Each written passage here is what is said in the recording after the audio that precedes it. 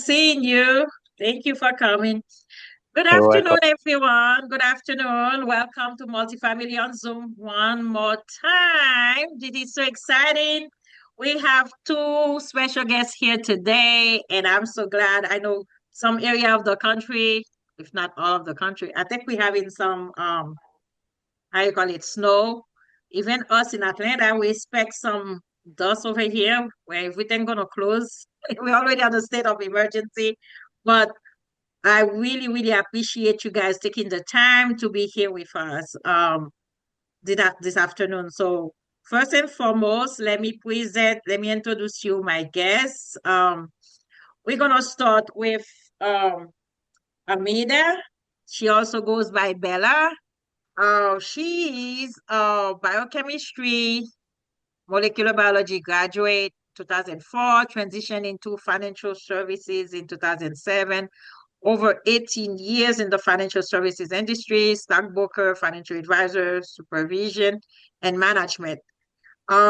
She's also um, got herself into transitioned into real estate in since 2018. She does fix and flip in 2021. She raised over $3.5 million in private capital, paid close to 160,000 interest to private investors. She's also a licensed realtor, ATL, killing it. I mean, you see that girl all over social media. And our next guest is Bridget. Bridget is a full-time real estate investor professional with over 15 years of real estate experience. She started in 2007 with her own capital. She started several companies and built an impressive portfolio of cash flowing assets. She has personally owned, managed, and been involved in 80 plus real estate transactions. Bridget analytical skills allow her to conservatively assess risk. She was invested in 101 doors as a limited partner that went full cycle in Lake City, Florida. She's also a licensed real estate agent in New York and North Carolina. She's a buy and hold investor that truly loves real estate. She takes great pride and enjoyment in improving and renovating her units, therefore having a positive impact on the community at large. Bridget also holds a Bachelor of Science in Nursing and has worked over 20 years in the healthcare industry as a registered nurse. She currently resides in New York City with her loving husband and two entrepreneur-driven children. Awesome, awesome, awesome. As you can see, we have two powerful ladies here that today we're gonna get to know, not only get to know them, but also see what they've been doing into the space. Um, give me a minute, let me grab my note.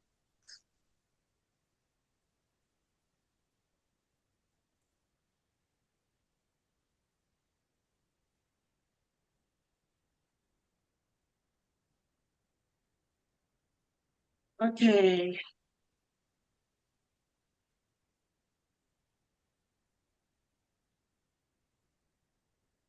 All right, ladies. I think we have some questions for you, and you guys gonna talk about yourself. How did you guys get started into this? Oops.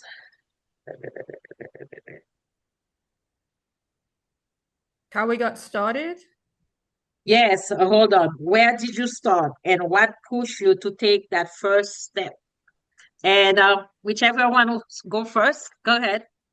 Bella, I introduced you first, so you go first. All right. So the question is, how did I what pushed me to take the first step?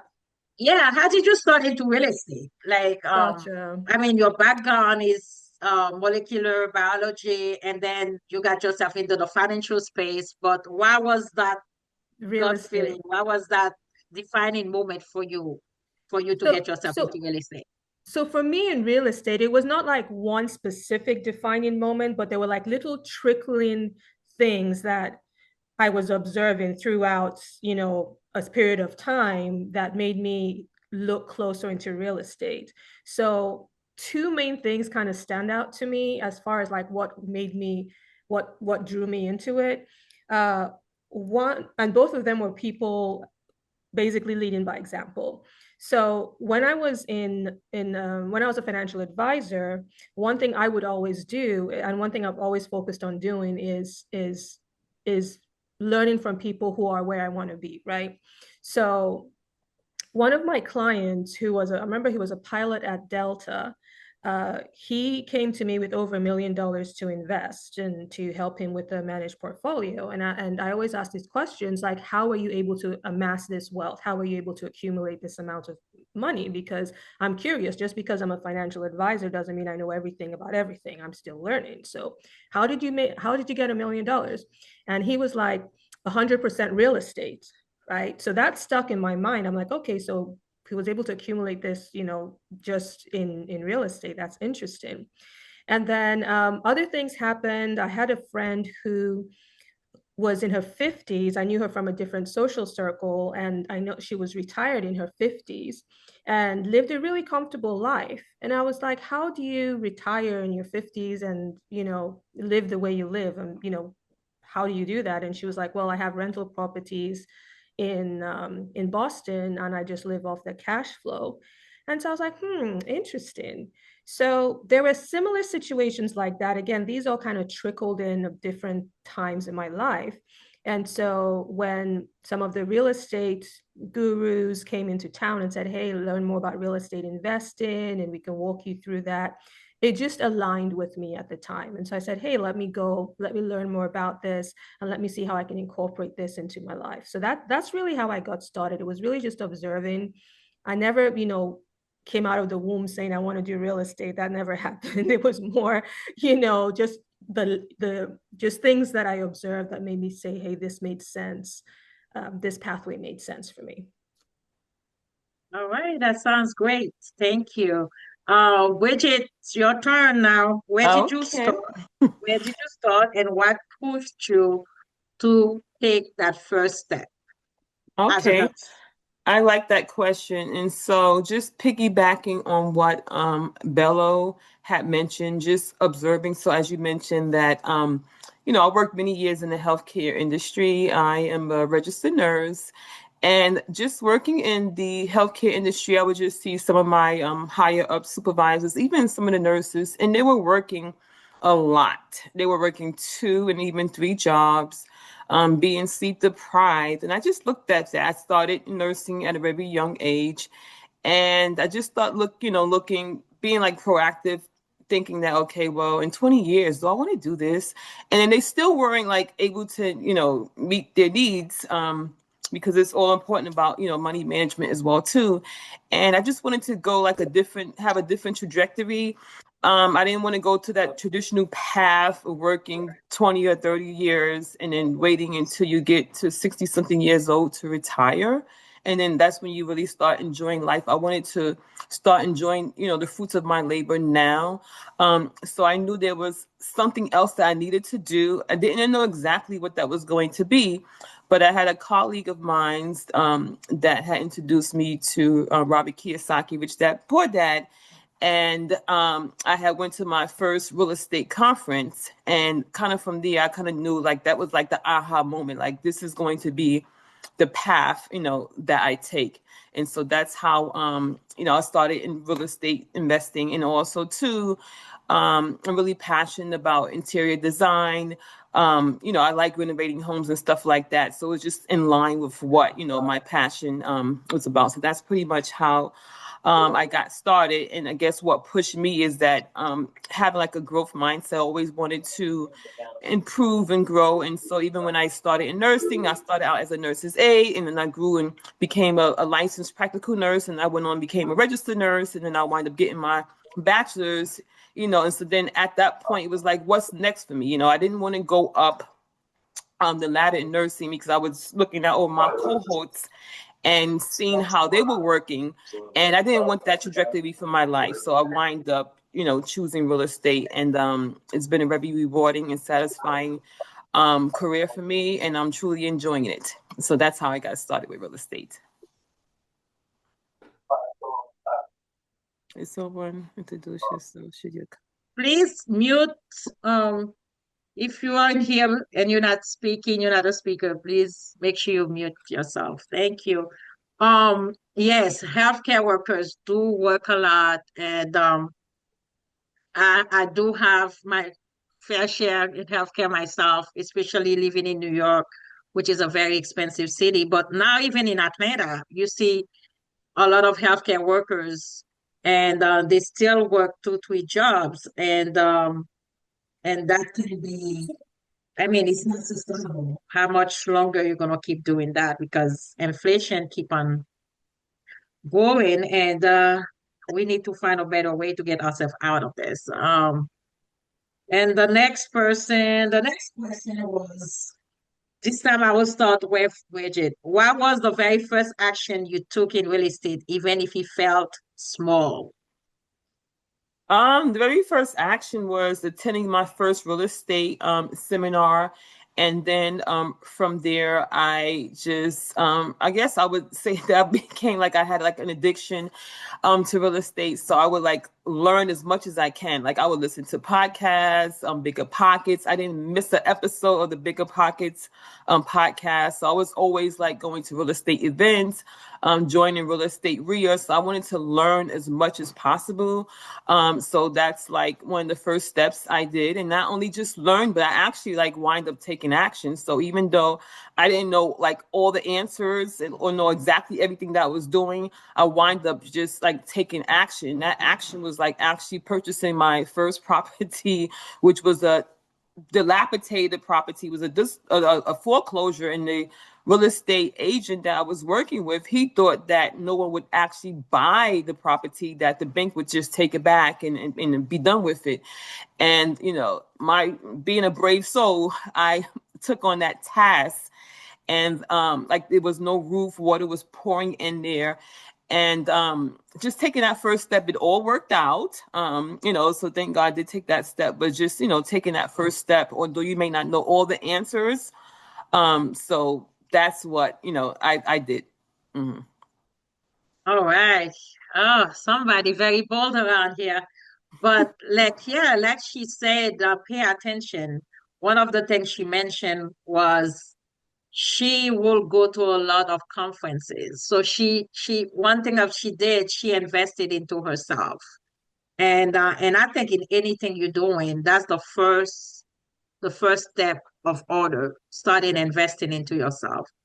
By the way, that's how I meet Bridget. I think she's still doing that. We met last year at a conference, at the BEC Yes. conference. The best ever conference, in Salt Lake City last year. Yes. Yeah. All right. So, Bella, we have a question for you, which is what was the first action you took in real estate, even if it felt small? Oh, by the way, I was going to say that best ever, is that the same guy that did the best ever apartment book? There's a Joe Fearless. what was that? Joe Fearless. Is that his name? Fearless, yes. Yes. I would Yeah. love to go to Yes. that conference, actually. Oh, That's then you need to funny go. that It's you last mentioned that. month. Yeah, they had another one. I think it's coming up next month. Yeah, it's coming up It's next next month month. Okay. again. Yeah. Mm-hmm. Okay, noted. I see Wilson is holding his baby, so I guess it's okay for me to hold my cat here. She jumped up and I can't get Yes. her Y'all down. can go. So Yeah. Yeah. You should so bring here multifamily on Zoom. You can bring the whole family. That is the okay. vibe here.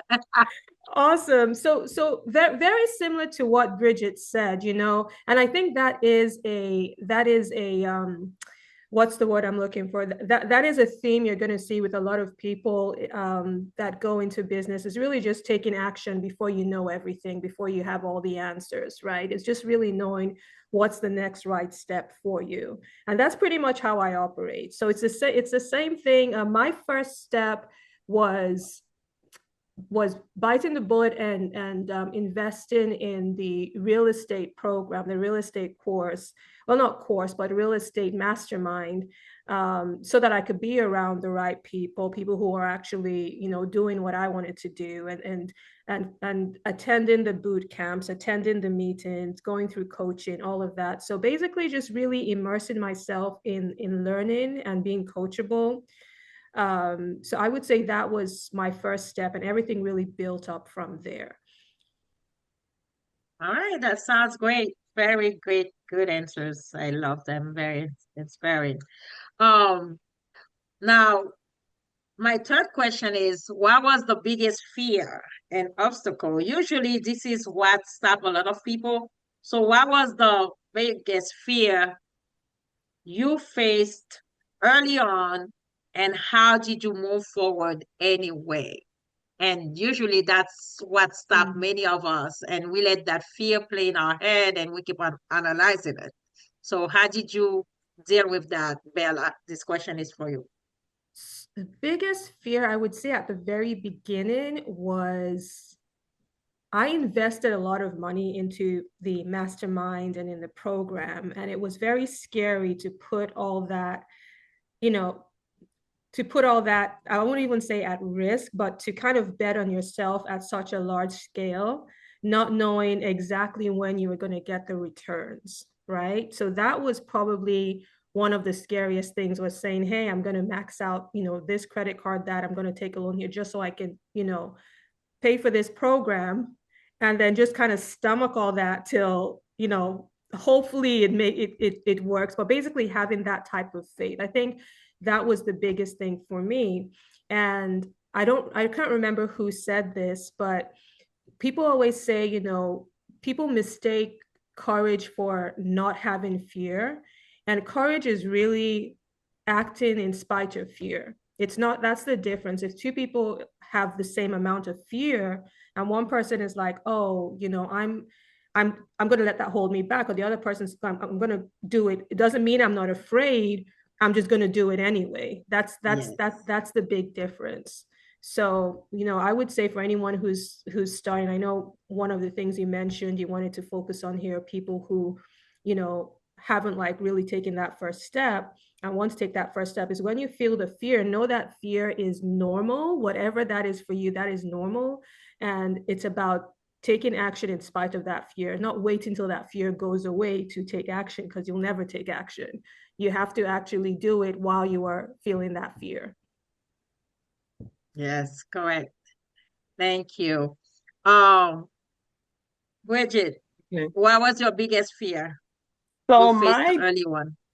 biggest fear that I faced early on is that although I did take action in acquiring some of properties, I guess I doubted myself as far as, growth and scale. So I passed on some opportunities, thinking and feeling that I wasn't ready for them. And so now that when I look back at it, I'm like, wow, I passed some really great opportunities at some awesome prices that now you can't go back and get that. And I guess part of that fear stemmed from me like not having the right systems and stuff in place. And so opportunities came to me, and I didn't jump on them when I should have. Just that fear telling me that, hey, this is too much for you to take on. Like, you have enough on your plate already. You can't move forward with this one. And so I passed on a lot of opportunities, letting that fear stop me. And then, later on in my investing career, the other fear is, as I started growing my business and scaling, I was so comfortable working at my job. I worked, in the healthcare industry for over 20 something years. And so when the time came when I could have left, I stayed there. I let that fear, like, I was used to getting that check repeatedly, week after week after week. And although I had then built my portfolio and I could have had, left my job, many years, prior to the time I did, I let that fear control me, and then it's like I got like a spiritual kick from God that kind of like pushed me out of my job. And that's when I was able to, leave my job back in 2018 and focus on real estate full time. And then, when I got that spiritual kick from God, that's when I realized, I'm like, hey, but this is not that bad. I can live and survive without a job, but I was just so ingrained, with having that check coming in every week. And although, I had these assets and I was making more money than what the job was providing me, I still let that fear, like I held on to that job, that security, and it kept me there much longer than what I needed to be. Mm-hmm. So fear can be paralyzing as well too. And like Bella said, you have that fear, and in spite of that fear, you have to still take action. And that's how you're going to be able to overcome it, when you actually take action. Wow, that is so deep though. I feel like we are on a mastermind this morning. What she's saying is how fear can control you. Like, even though she could have, but she's still like, what if? Like, you have all those what if into your head. And as I was telling the two ladies earlier, that this morning I was listening a podcast from John Maxwell, and then one of the things he was saying, sometimes some people said, "Oh, I didn't have any fear." He said that's not true. As many of you already know, Maxwell is a coach. He has a big company where they coach people. But he said that is not true. You're gonna have everybody has fear. We all has fear. And no matter how big you are, whether somebody going for to become president, they all scared. But what differentiate them from the other people, from the crowd, they still go ahead and do it anyway, like Bella said. And the way Maxwell explained it, you can either grow that fear or you can grow the faith. When you grow the fear gonna be there, but you let the fear overwhelm you and you ended up not doing what you're supposed to be doing. But when you grow the faith, it's when you still go ahead and do it, and then you kind of quiet that fear. It's still there, but you kind of quiet it down. So that's exactly what this lady just explained. That was powerful. Susie, can I add And something? Oh, I'm sorry. yeah, go ahead. Go ahead. No, definitely. Go ahead. Go ahead and So, add. so, um, so there's actually two things I wanted to add to that. One is when you push through in spite of that fear, you are going to have these little successes or these mini successes along the way. And it's really important to kind of anchor that and say, hey, you know what? Back in I didn't think I could do this, or I was concerned that I may not be able to accomplish this, and then you accomplish it.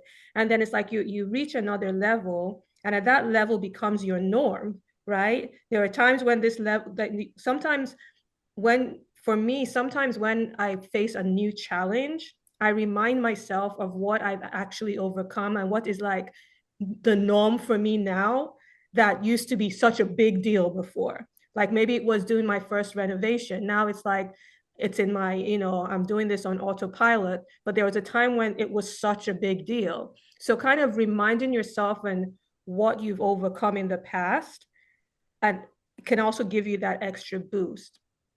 The second thing I was going to add to that is there's never going to be a perfect time to jump in and get started on anything. It's never going to be like, because a lot of times people don't start because they're waiting for the stars to align, they're waiting for everything to like, perfectly fit. It's always going to be inconvenient. Okay. That's one thing I found. Again, in my experience, it's always going to be inconvenient. And it's like you can't wait for it to be convenient to take that first step. You have to do it in spite of it being uncomfortable, inconvenient, not the perfect time, the stars are not aligned. Just do it anyway. Correct. That is true. Yes, thank you for that. And our next question is, ladies, if you were starting over today, what is the one action you would take immediately? Anybody can jump on that question first. For me, I would say is that when I first started, I didn't know that I needed to have like systems and stuff in place. And I didn't follow a specific criteria when it came to acquiring properties, managing tenants, things of that nature.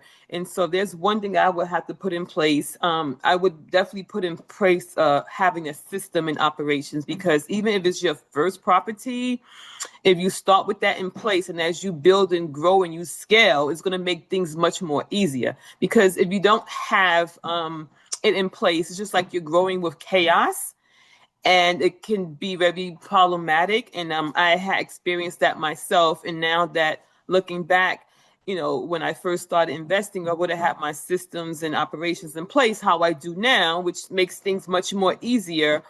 I could have grown and scaled much faster. And so that's the one thing I would say is about having systems in place, and yeah, for my operations. Yes, systems really, really work. They really help you scale up. Um, all right, Bella, this is for you. If you were starting over today, what is the one action you take immediately? So the one action I would take immediately, not necessarily do differently, correct? Just to Yes, you said clarify. it, no, Just well, okay, not this. I mean, it may not. It depends on okay. how you, Because yeah. because I wouldn't necessarily, I would take the same action I took then, which was joining a mastermind and being around the community and really diving into it. I don't think I would have done anything differently. So that would be the one thing I would always say when people come to me and say they want to pick my brains at how I do stuff. MOZ here. I always say that it's, I can't condense, I don't know, 7, 8 years of everything I've learned into like a 1 hour conversation. But what I always recommend is joining something, or even if it's not a mastermind, if it's a group of people who are doing things in the community and you want to shadow them, watch what they do, the podcast, the events, just making sure you're aligned with the right community and people. So that's gonna propel you forward, basically. All Also, right. too, can I add, Suze? Yeah, go Another ahead. thing that came to mind, what I would do immediately as well, too, is, depending on whatever market that you are going to be investing in, becoming a market expert and learning about your market. So for those of you who don't know, I live in New York City, but I invest in North Carolina. And so when I first started investing in North Carolina, I was comparing that market to the New York market. So I'm like, okay, I can get a house in North Carolina for X amount of dollars. That's like a fraction of the cost of a New York house. So I was basing it, I was comparing the two markets when I should have really learned the market in North Carolina and base my price points off that market as well too, as far as my rental rates as well too. So when I first started, a lot of my rental properties, I had them under market, renting under market. I didn't know what, that market commanded when it came to like rental rates and things of that nature. So I would have definitely, looked into that and became like more of a market expert for whatever market that you're going to be investing in. So that's another thing that came to mind to me as well too. Yes, the market you choose as a real estate investor, you definitely need to know that market, especially if you're going into multifamily. You really need to know the market because that's how you're going to be able to know when you're doing your underwriting and to see if your offer gonna make sense. And not only that, you really need to know what's coming in that market. Is it a good market to invest? Is there are jobs into that market? Is that market it's actually evolving? Or is it like a market that kind of like really not shifting, not doing anything, everything stay the same? Or there's not a lot of people are leaving. Is there's a migration into out of that because you want migration in, but you don't want migration out. And one of the things I know they always say is look to see if you see cranes in the area. So that means they're building a company coming. And yes, you really need to know that market, and you really need to take time and keep um you keep staying in that same market, but you can be jumping here and there as you're trying to get things But when you're doing that, you lose the opportunity to really master that market. So that's one Right. thing they always say. Yeah. Yeah, So that is a definitely. great point. That is a great point. So my next question is, what early mistake taught you your biggest lesson? I think some of you may have pointed some of those. I think Bridget may have, but I'll let you guys answer that. What early mistake taught you your biggest lesson that today, and you just took it and take it to the next level? Um, my earliest mistakes, I would say, is I guess being too kind, not knowing how to manage tenants because I self-manage my properties. So, and letting them stay in there longer than what's needed. So if someone, is not paying their rent, you need to be swift as far as, getting them out if they're not going to pay. Because I mean, if you're not receiving your rental rates, then you're not making money. And so I was a little bit too lenient when it came to tenants, and they would, tell me different kind of stories, and I would let them wind up staying in my units, much longer than what they should have been, especially, where I invest, that is a landlord friendly state. So, with the evictions, you can get them out really swift. But I would listen to their concerns and let them stay in there sometime months at a time, without payment. And so that's something that I learned on early on. And so now I'm much better at managing tenants. And so I don't, allow that to happen, because then that's, lost revenue for you and your business. And, you don't just need a tenant in the unit, you need a paying tenant. And so that's something that I learned on early that I no longer do now. So I would say that's it for me here as far as managing tenants. Yes, that is a great task. Managing tenants, kudos Yeah. to you. How about you, Bella? What was your early mistake? What So early mistake taught you your biggest lesson? okay, so the one I would talk about. So as far as multifamily, I'm just starting my journey in multifamily. I've been doing single family fix and flips. So um, I would speak about one of my experiences on a flip, probably the only one that I actually had lost money on. And that was one that was the property was it was 100-year-old property, and it was in East Atlanta Village, which was a neighborhood that I wasn't like super familiar with. So back to Bridget's point, one of the biggest things that I learned there is really diving in. That helped me kind of zero in my underwriting to make sure it's like not only just knowing the property, like the renovation scope, but also doing your due diligence on the market. It was a higher price point than I usually do, but the higher price point doesn't always mean the same, good higher profits. A lot of times a higher price point means you have a smaller buying pool, right? So factoring in that it's going to take longer to sell, and also a 100-year-old property in an area where there were homeless people who were, breaking in and kind of, squatting there, and all kinds of like different things happened. That was like a whole. I was used to dealing in the suburbs because I'm in Atlanta, but I'm in Metro Atlanta in the suburbs, and I'm used to that market and the price points and all of that. So one of the biggest things then was one of, I guess, one thing that I learned that I implemented from then is being more stringent in the choices of the markets I was investing in or I was doing my renovations in. At the beginning, it's like anywhere I could get a deal, right? I just, wherever it is, I'll drive an hour here, I'll go there. But then starting to fine tune and say, okay, this works better for me based on what I like to do, what I'm good at, what just makes sense, how the numbers work, how the logistics work. So I would say that one of the biggest lessons for me was really fine tuning. That helped me fine tune my market. And then also, if I'm venturing into a different market, I I'm taking a deeper dive into that market before I actually put money into it, if that makes sense. All right. Market mistake, people. I hope you guys taking notes.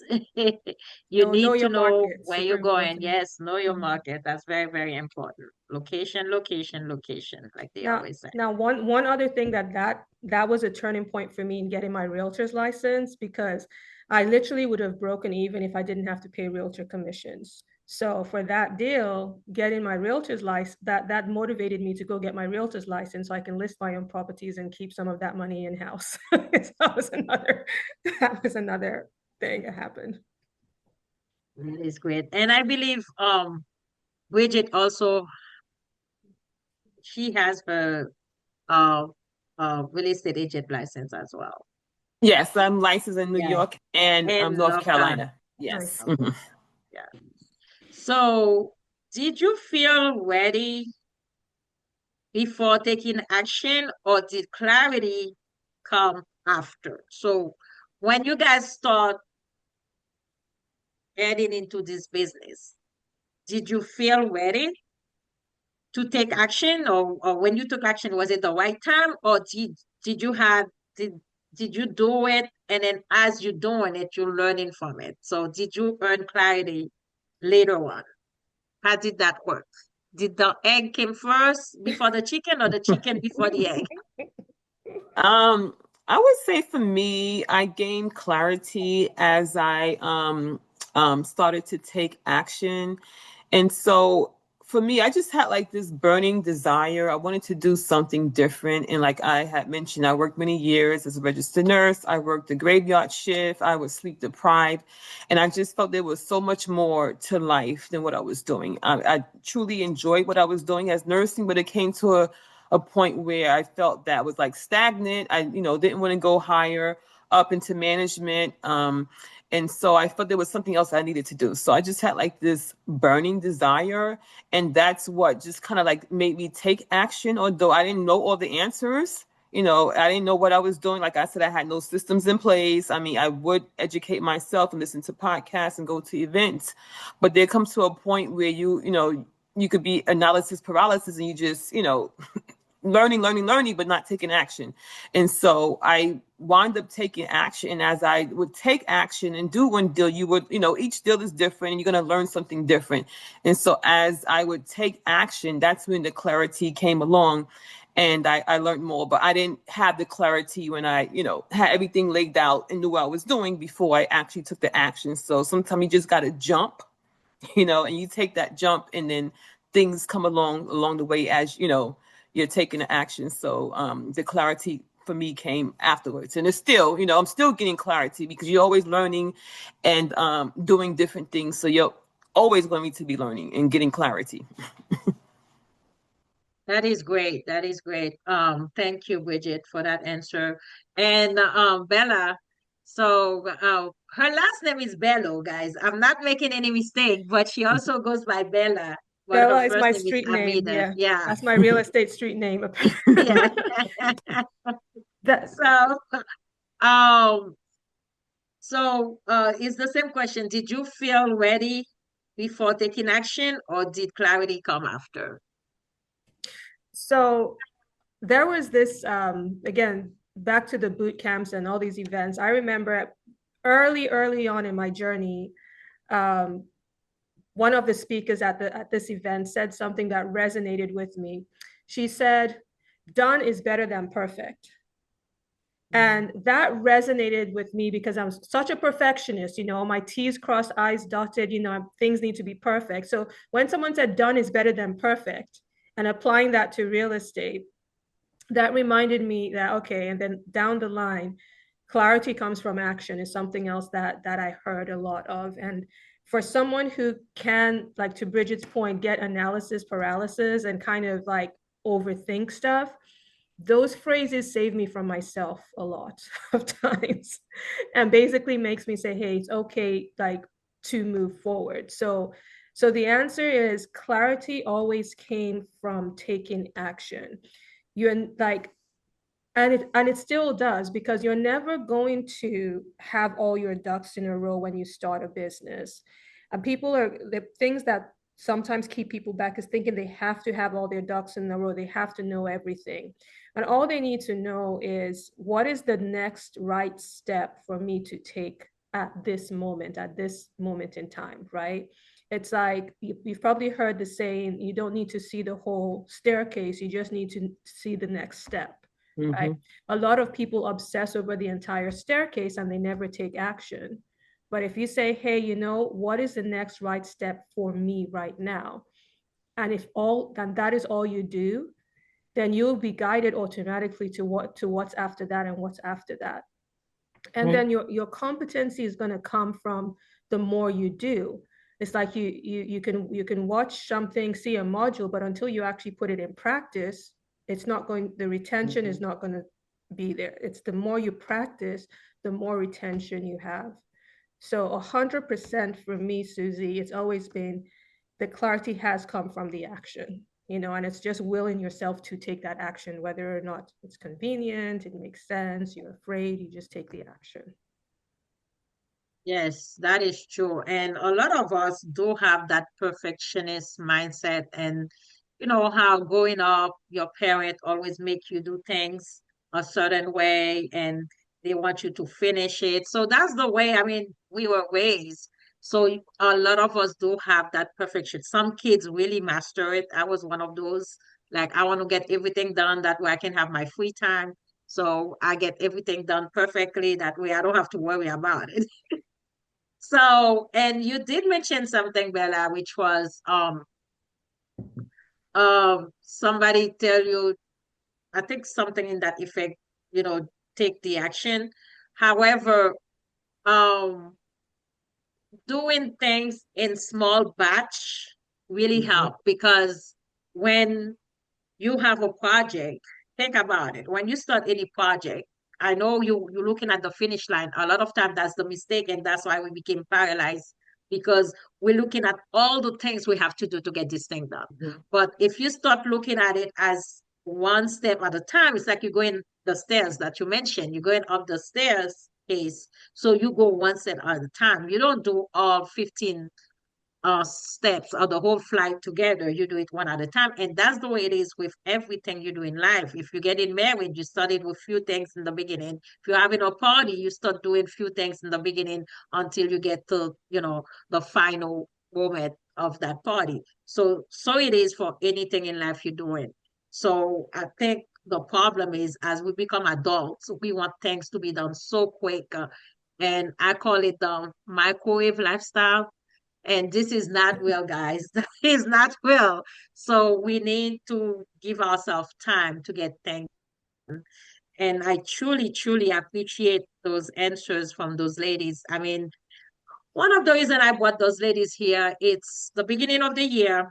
I think Bella mentioned it, the beginning of the year. And I wanted to encourage a lot of you that have not been taking action, or who have taken action, but still fighting that mindset shift. And we all have mindset shift. I think one of the ladies mentioned, so you reach that level, then it's gonna be another, it's like there's that other mystery you need to unlock. And it goes like that with every stage in life. Whether you're having children, whether you're getting a degree, I mean, getting a master's, as having a bachelor degree are two different crazy things you need to worry, you're gonna have to handle. So it's just the way it is. So I wanted to bring people on everyday life. And I found out today when I met Bella, I thought Bella was does real estate full time.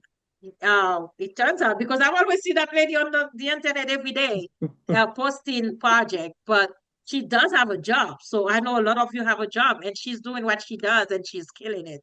And Bridget said when she started, she she was still keeping her job, and so we all can learn from them and how they doing it.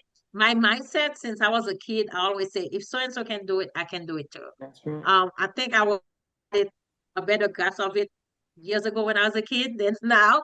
But yes, you should put yourself in a situation, and like if so and so can do it, I can do it. But it's gonna come with work. You're gonna have to put on the work. Mhm. It's not gonna come like that. It's not a wishy-washy thing. You're gonna have to put the work, but at the end of the day, you're gonna do it and get it done. And some of those, I don't know. I know, Bridget, you are buy and hold, right? You hold your property. I don't know if you want to disclose how many property you have. Um, um, Bella, do you buy and hold, or do you fix them and you sell them? You So fix right and flip, now, right? I fix and I sell. I fix and I Okay. sell.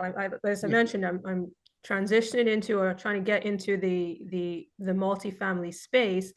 I've steered away from that, and maybe this is one thing maybe I might have done differently, Bridget, at the beginning. Is I personally do not like the idea, and that's just a personal preference of having multiple single families scattered around that I have to manage. And like if I was going to do buy and hold, I want one roof and a bunch of properties under one roof, right? But technically, if I bought maybe one property each year, like one single family each year, when I started, with the appreciation, I could probably do some stuff with that now.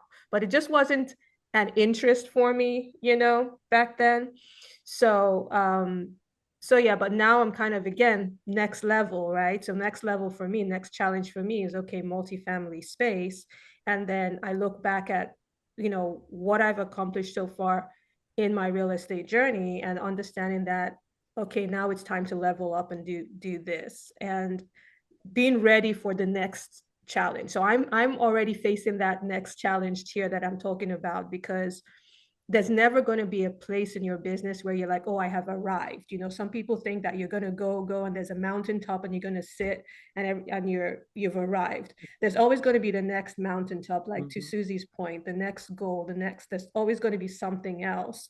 So just being ready to embrace that when that comes for you. Yes. And this is exactly what I was talking about. And Bridget, I don't know if you ladies have a final word. And Bridget, it's up to you if you want to But disclose your um, properties so or not. But I think if you think this will inspire some people coming from uh-huh. a nurse background and do what you do in the space. And you say you studied in 2007. Yeah, uh-huh. So what I would say to the audience is I would say not to be trigger shy. So when you look at the whole entire picture, it can be overwhelming. And then, your thinking get clouded and then you don't take no action. You're like, okay, how am I going to accomplish this? So like Bella said, you got to start with the first step. You take the first step and you move on to the second step. So that's pretty much just like what I did when I first started. I started with my first property and I just kept rinse and repeat because I knew that I had a plan. And my plan was that I did not want to stay in my job doing nursing until, retirement age, So that was my goal and my plan. And so since that was my plan, then I had to take massive action, take steps to get me there. So I just kept doing that over the years. And of course, there's going to be challenges. Like when I first started investing, my goal was that I was going to invest in my backyard, which is New York.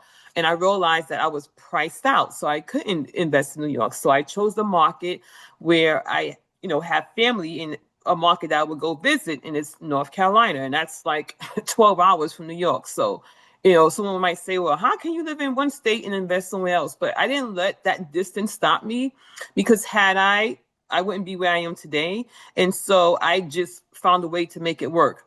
And so from the time I started investing, I would just acquire properties over the years. I haven't sold any that I purchased. I'm a buy and hold investor. And so I have somewhere like around 66 doors spread across 46 different properties.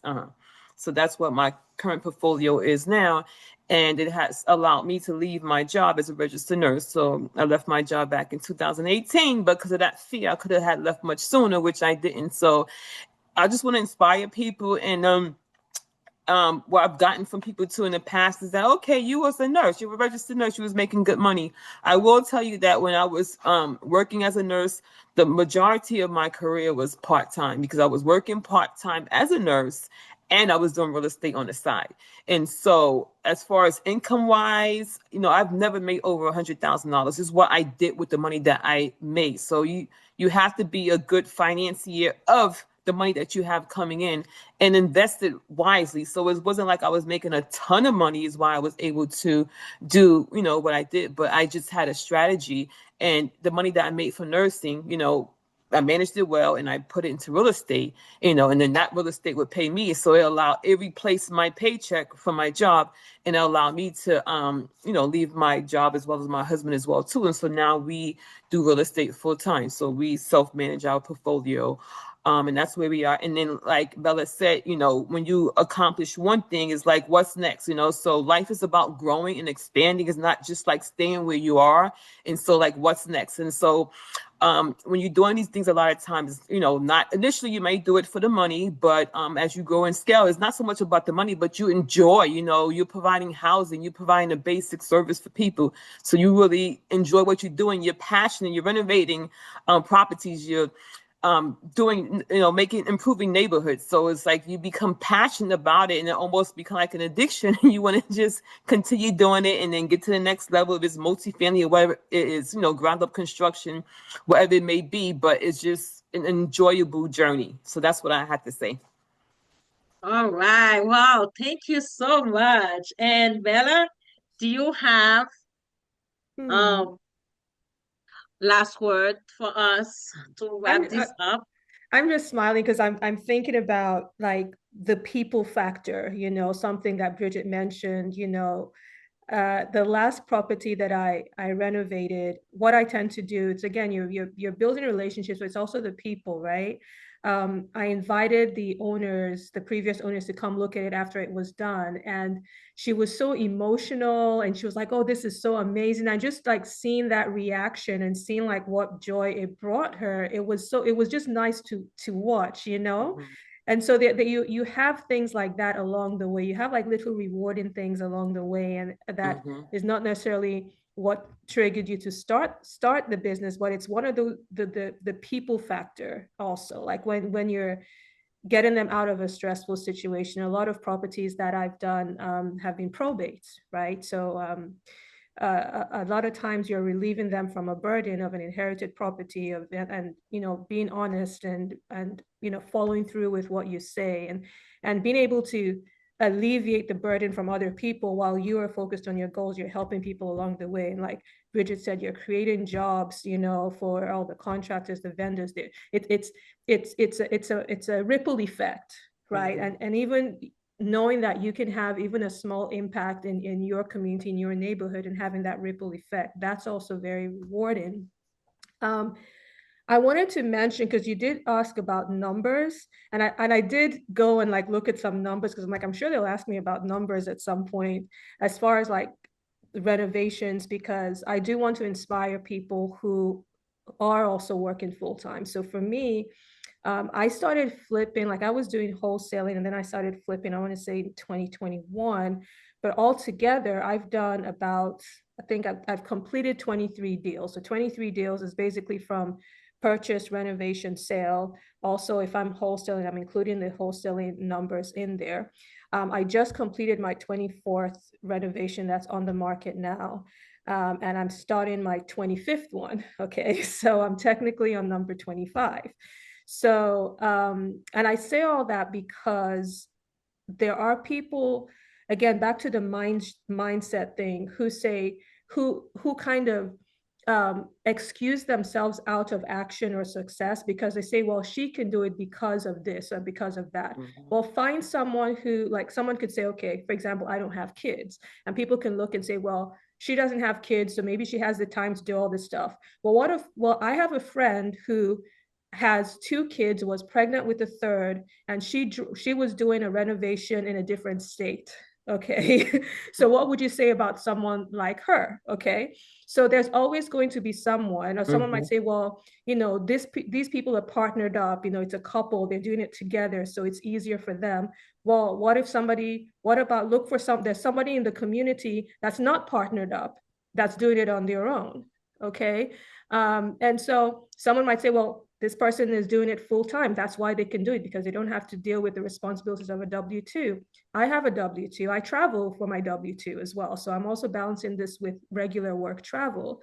So there's always going to be, you can look for an excuse not to do it, if you're comparing with people that are successful and they have certain things that you don't have, or their life dynamic is different from your dynamic, or you can look for people that are in your exact situation or your life dynamic similar and they're crushing it. So you can find your mind is going to filter based on what you ask it to look for. So if you're looking for a reason not to, you're going to find it. If you're looking for a reason to do something, you're going to find it. So and the control is yours. So it's just knowing what you're feeding your mind, and you know what output it's going to give you. Hopefully that makes sense. I'm just like speaking, and that makes perfect sense because you guys speaking from your heart. And I told you guys gonna be speaking from your heart. When you love what you do, you're passionate about what you do, it's easy to let people know about it and explain to them on how to do it. Oh, I want everybody to put their mic on. Go ahead and open your mic. Open your mic, and I want you guys to give those ladies an applause because they deserve it. They are killing it. They're doing what they're doing. I mean, Bridget, I know a lot of people here want to be in the multifamily space, but by herself and her family, they hold 66 properties. So would you imagine? That's having a multifamily right there. And on top of it, they manage all the tenants and all the stuff. So they really have the whole system together, and all these people deserve an applause. Can we go ahead and applaud those ladies? 1, 2, 3. Those ladies are killing it. Well, thank you so much. But I do have some announcement. First and foremost, let's open our camera and take a picture with everyone. Let's take a picture, guys. Y'all know. Let's take a picture. Let me see if I can put it on the other view, gallery view. Look. Oh, hold on. No, for some reason Bella came as I'm not getting the gallery view. Okay, the gallery view. All right, let's take a picture and let's everybody smile. Okay, hold on. Wait. Okay. I'll let you guys know when to zoom out. Hold on. Wilson, can you please let me finish this. Okay, cheese. Cheese. All right. Let me take another one. Guys, one more. Cheese. Cheese. All right, thank you. All right, that is a great picture. So thank you so much. And I have a couple announcements. One of them is Bob Bowman. Last week was here, and Bob Bowman started a new workshop, not a workshop, a mentoring for RV Park. And y'all know me and Eve, that's how we get the advantage. So me and Eve, that's how we get our RV Park. We went to one of his workshop, which one was just 3 days, but what he's offering is the full business. He did that in the workshop too. He brought the lenders, he brought the insurance people you're gonna deal with in RV Park. He brought the broker. And that broker have been in this for a long time. That's the same broker we used. And he brought the PEO, which is the back office for your business that gonna head payroll, head all compliance, background check for your employees, and everything that HR does. They handle all that. He brings everyone you're gonna need to build that business. And for us, it was only 3 days, and we were about, I can say 2 days and a half, because it was 2 days and a half. We took advantage of it and were able to secure a property. So imagine what you could do if you join this mentorship that's going to be like 7 months, and then a lifetime of relationship with him as well.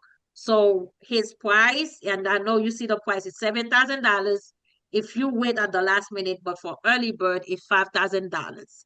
So I would say if you need Bob Bowman information, reach out to me. And if you know how to reach out to him yourself, go ahead and reach out to him. And I think it's going to be a really good mentorship program because right now multifamily is not giving, and you know what I mean. If you've been in the multifamily space and you've been underwriting, you know how hard it is to find that one property. And when you find that one property, it doesn't give you enough money to give your investors. But in RV Park, you can double your investors' money, even triple or quadruple your investors' money. So that is such a fun opportunity. I don't know, I'm just letting you know that he was here last week, and we're letting you know if you want this, that's something you can do. Also, I provide VAs. If anybody need a VA, please contact me. I don't know. I don't say, I hardly ever say that here, but I do provide VAs. If people need VAs, I use VAs since 2022 and I love it. I cannot stop talking about it. Also, if you want to get to invest into RV Park, reach out to us. We do have properties. We do have things we can get you into. Let us know. So anything else, you can find me on LinkedIn. I post every day. I love it. And I like to network. I like to talk. If somebody want to reach out, ask questions, talk to me, get in some ideas, just let me know. I love doing that. But sometimes time can be an issue. But if you remind me, I'll make time for that. But to end today, I'm gonna say thank you, ladies. I so much love this event today because not only it was two ladies and they both have different perspective, but they are both killing it. And thank you for letting my audience know what you guys doing. And you guys were very, very inspiring. And I cannot even thank you enough. And to my audience, thank you for being here every week. You guys leave everything you're doing from everywhere you could be in this world. You chose to be here. I truly, truly appreciate that. Thank you guys. I'll talk to you guys next week, and then I will send you guys, as always, the recording. Thank Have a you. good one. Thank you, Susie. Bye-bye, Thank you, Thanks for having Suze. us. Thank you, ladies. Bye. Bye. Thank you. Bye. Thank you, ladies. Y'all have a wonderful week. Everybody stay safe in the storms. You I too. know. Take I'm care. staying home. I'm not going anywhere. Vera, my daughter is a painting. I All had right. some greetings for you. Your carbon copy, By the my way, daughter. Wilson is in Nigeria. Wilson is Yeah, watching all the way in Nigeria. Are you serious? Yes. 100% in Nigeria. Yeah. That is so. What part of Nigeria? I'm from Anambra State in Nigeria. Anambra. Okay, I went to high school in Kaduna. So where? Please come again. I went to high school in Nigeria, in Kaduna.